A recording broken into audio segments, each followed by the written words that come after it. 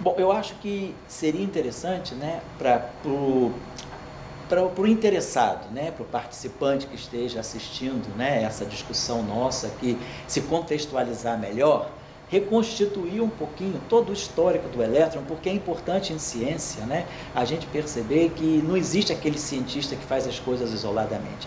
A comunidade cria uma tensão e aqueles problemas tensionados levam alguém, né, alguém tem a chance de resolver as questões. Dirac, então, ele chegou a ele um conjunto de conhecimentos, né, que fizeram com que ele, de uma certa maneira, tivesse elementos suficientes para construir a sua teoria. Eu acho que vale a pena a gente reconstituir a linha do tempo e o significado de cada um desses pontos que eu vou mencionar. Em 1897, descobre-se o elétron. Até então, não se sabia da existência do elétron. Pensava-se que esses famosos raios catódicos fossem um outro tipo de radiação. Em 1897, esse físico inglês Thomson mostra que, na verdade, esses raios catódicos são partículas elementares, elétrons. Então, aparece a primeira partícula subatômica e aí quebra-se um paradigma da física, que é o átomo deixa de ser indivisível e agora o átomo é algo divisível. Nós conhecemos os elétrons, 1897. Então, o elétron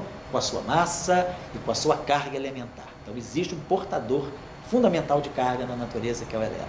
1897. 1902, um físico alemão chamado Philippe Lenard começa a perceber no laboratório uma relação muito interessante entre luz e matéria, luz e elétron.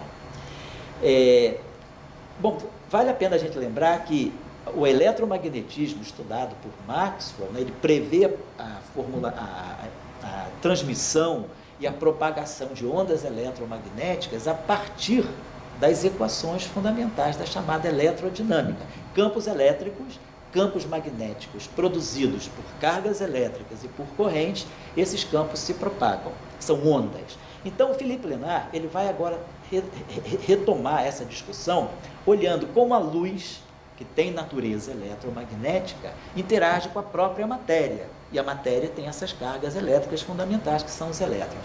Em laboratório, ele começa a levantar dados e mostrar que a incidência de certos tipos de luz, luz verde, luz azul, luz vermelha, luz violeta, sobre certos materiais, faz com que elétrons sejam ejetados, produzindo corrente elétrica. Então, você produz eletricidade a partir da luz. Isso se chama efeito fotoelétrico.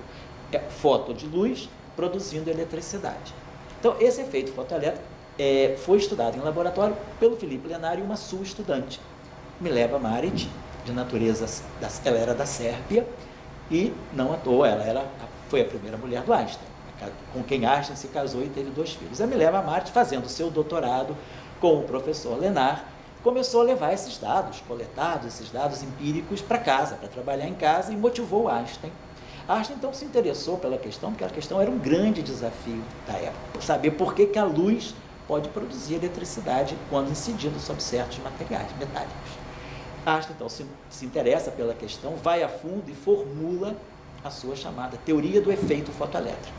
Ele faz a teoria, por essa teoria, inclusive, ele ganha o prêmio Nobel, não é pela relatividade, é pelo efeito fotoelétrico. Então, esse é um momento importante de conhecimento de uma nova propriedade do elétron.